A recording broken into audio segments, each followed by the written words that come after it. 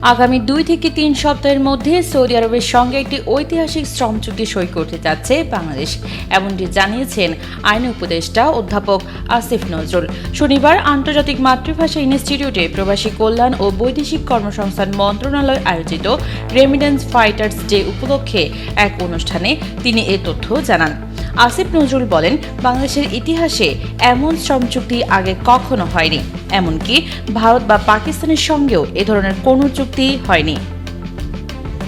এই চুক্তি বাংলাদেশের প্রথমবারের মতো হতে যাচ্ছে। তিনি আরও বলেন, আগের কোনো সরকারের আমলে এই ধরনের চুক্তি স্বাক্ষরের উদ্যোগ নিলেও তা সফল হয়নি, তবে এবার বিষয়টি চূড়ান্ত পর্যায়ে পৌঁছেছে।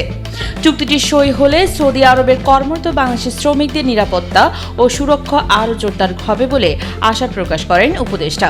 এ সময় তিনি বলেন, মালয়েশিয়ায় কর্মী পাঠানোর প্রক্রিয়াও পুনরায় শুরু হয়েছে। ফেরত আসা অভিবাসীদের পুনরায় একীভূতকরণের বিষয়েও সরকার উদ্যোগ নিয়েছে। এর মধ্যে রয়েছে হয়রানি কমানো এবং বিভিন্ন প্রক্রিয়া সহজ করা।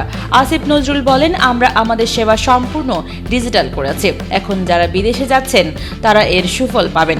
তিনি প্রবাসীদের উদ্দেশ্যে বলেন, প্রস্তুতি যাচাই বাছাই ছাড়া বিদেশে যাওয়ার জন্য মরিয়া হবেন না। ঝুঁকি না জেনে 10 থেকে 15 লাখ টাকা খরচ করে অনিশ্চিত ভবিষ্যতের পেছনে দৌড়ানো কোনো বুদ্ধিমানের কাজ নয়।